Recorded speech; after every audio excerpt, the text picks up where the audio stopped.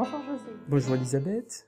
Alors votre psychanalyse a produit quelques changements dans votre vie professionnelle?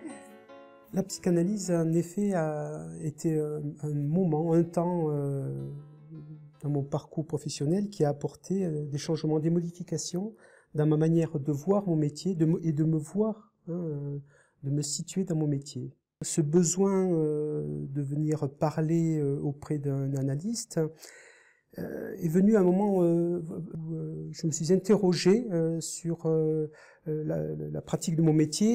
J'étais enseignant auprès d'un jeune public, un public d'adolescents. Je leur enseignais plus spécialement les arts plastiques. Très rapidement, j'ai été confronté à des difficultés de positionnement, de place à prendre. Ces difficultés, je les situais dans cette notion de transmission, transmission d'un savoir. Il y avait ce plaisir et voilà, d'être avec les élèves, de partager un champ de savoir qui finalement pouvait intéresser les deux parties, mais l'incapacité ou la difficulté à accepter que ce cours-là ne s'adresse à un groupe de personnes et pas à une seule personne, quoi. C'est accepter que ce que j'amenais durant mes séances de cours soit reçu de manière différente.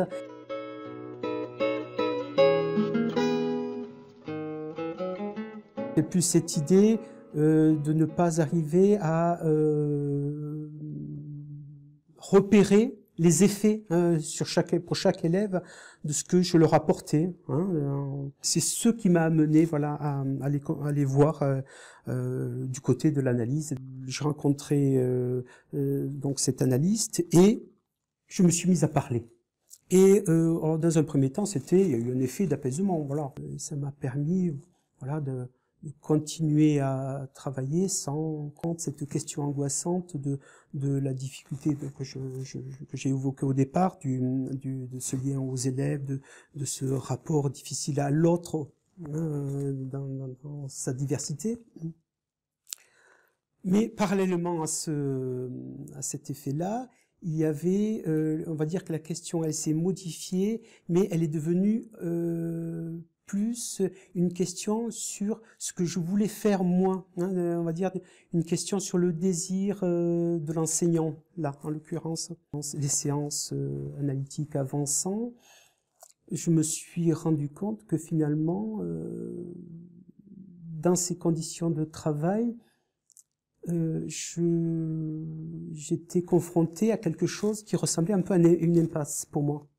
Et cette impasse est devenue un impossible, et cet impossible est devenu impossible professionnel grâce à la psychanalyse. Et ce possible professionnel, cet impossible qui petit à petit a pris forme durant donc ces séances durant ma cure, ce impossible est devenu l'art-thérapie, voilà.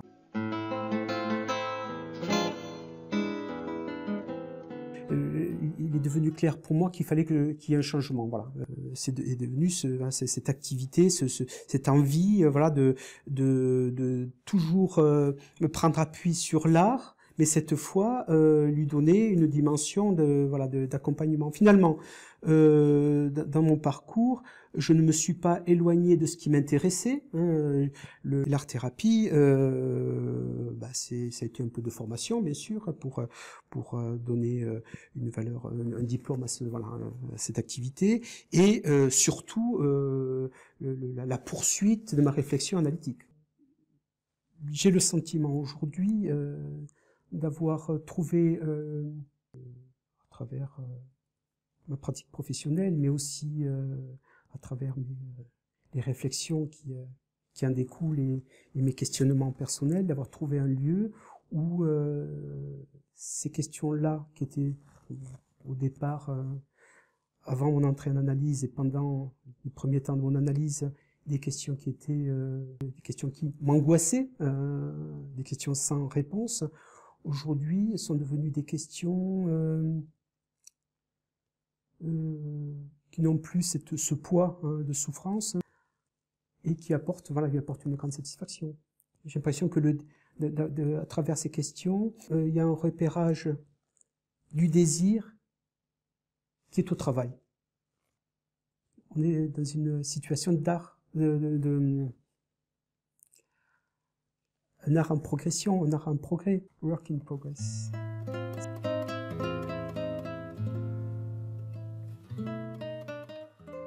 Dans cette activité-là, donc d'art-thérapie, je suis passé du je sais pour toi, voilà, de cette position-là, je suis passé à un tu sais. Et je suis à tes côtés pour que tu repères cette position-là et que tu en fasses quelque chose. Donc voilà, cette réponse-là, voilà, elle m'a été, voilà, elle m'est venue petit à petit et au fur et à mesure de l'avancée de mon analyse. Mon analyse se poursuit aujourd'hui. Je continue à mettre au travail ce qui se déroule dans mon activité d'art-thérapeute. La personne qui vient dans l'atelier, elle-même va remettre au travail l'atelier et ma manière aussi de le faire fonctionner, de le faire vivre cet atelier. Voilà, aujourd'hui, j'avance dans cette activité avec en ligne directrice, en orientation, les écrits de Lacan et les concepts freudiens. Voilà, c'est un arrière-plan. Il y a ça vient structurer mon activité. Hein. La psychanalyse et l'art, ce sont quand même deux domaines qui autorisent hein, je dirais qui autorisent cette inventivité.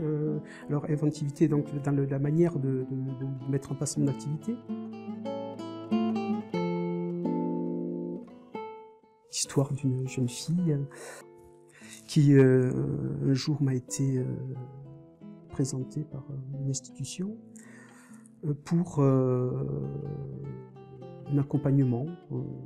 C'était une demande institutionnelle. Elle disait qu'elle souffrait de fortes inhibitions, quelqu'un qui avait des difficultés à rentrer en contact avec d'autres personnes, donc une difficulté du coup relationnelle dans son parcours scolaire, difficulté aussi rencontrée au sein de l'institution qui l'accueillait. Donc on me l'a présenté comme ça et la personne donc qui l'accompagnait m'expliquait qu'elle pensait que dans un premier temps il avait repéré chez elle des dispositions artistiques. Ils avaient pensé que peut-être que l'art-thérapie, l'utilisation, le recours à l'art allait pouvoir apporter une réponse. Cette jeune fille, en effet, communiquait très très peu. Les réponses étaient brèves, elle avait un regard fuyant, elle essayait d'échapper à tout face à face, à tout regard direct et on s'est mis tous les deux devant une feuille, voilà, et je lui ai demandé un petit peu sur quoi elle voulait travailler. Elle n'avait aucun intérêt précis. Voilà, je lui ai imposé un travail sur le visage et d'une manière, on va dire, pas anodine, un travail sur le regard, sur le regard. Et j'ai vu quelqu'un qui très rapidement est rentré dans ce travail avec beaucoup je vais résumer un petit peu dans sa manière de faire, mais avec beaucoup de finesse, beaucoup d'attention, un regard porté sur son travail, voilà, très très habile, très très riche de petits détails. Elle rentrait dans ce monde-là, de l'expression, de l'échange autour de sa feuille, et elle me mettait un peu à l'écart finalement. Une dynamique de l'expression s'est mise en place, mais là c'était une expression artistique. On n'était plus dans l'expression verbale. Bien-être, un relâchement. Voilà.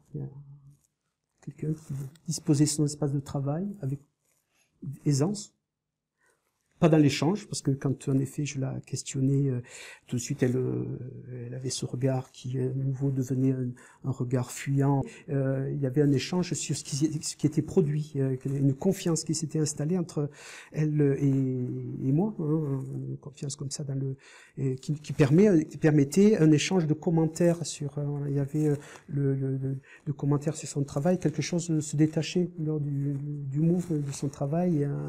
Donc une prise de distance qui permettait là de construire un lien avec des mots. Dans un atelier d'art-thérapie, il y a l'outil, et l'outil demande ce qui est de l'échange.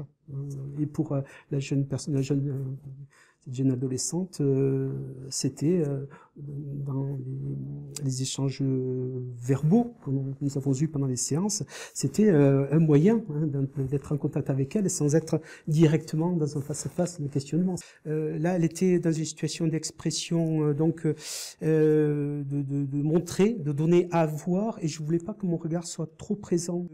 Donc je me suis installé à côté d'elle pour être plus dans un commentaire, un échange que dans un regard de celui qui sait, voilà, au-dessus, celui qui ou qui vient voir ou qui vient demander. Hein. Et voilà, ça c'est vrai que ce sont des positions que j'ai ce sont des éléments d'accompagnement que des manières de faire que j'ai retirées de la psychanalyse.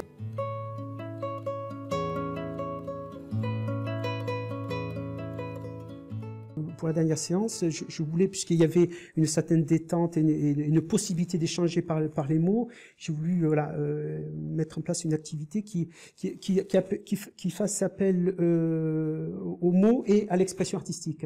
Et donc on a travaillé sur des masques. Il y avait là une urgence à demander quelque chose, de acter quelque chose. Hein. Et donc un masque dans ce qu'elle montrait à l'autre et un masque dans ce qu'elle ressentait elle. Alors, quand elle a répondu à ces deux choses-là, elle a fait ça avec une satisfaction à faire hein, et un plaisir à exprimer, hein, à dire par ce moyen-là. Mais donc là, j'en viens au mot. Je lui ai, voilà, on a fait ça côte à côte. J'ai fait mes propositions, on va dire, de graphique. Elle a fait son travail, sa proposition plastique. Et donc je lui ai posé la question. Maintenant, voilà, on en parle, on discute. Je vais décrire rapidement ce masque-là. Ce qu'elle montrait à l'extérieur, ben finalement, on y retrouvait un petit peu ce qu'on lui disait d'elle. Hein, tu es quelqu'un de très sage. L'autre masque qui a été fait, on va dire, là aussi dans la rapidité, elle a fait quelque chose vraiment qui a rempli le masque, très dynamique, coloré, et elle m'a dit ça, c'est ce que j'aimerais être. Et on s'est quitté sur ces mots-là. J'y ai vu plus que la réponse à la demande de l'autre, et j'y ai vu un questionnement sur voilà, une impossibilité pour elle. Mais il y avait impossible dans ce qu'elle proposait, dans la manière de le dire et dans la manière de l'exprimer. J'ai vu là un seuil, quelque chose de l'ordre du désir.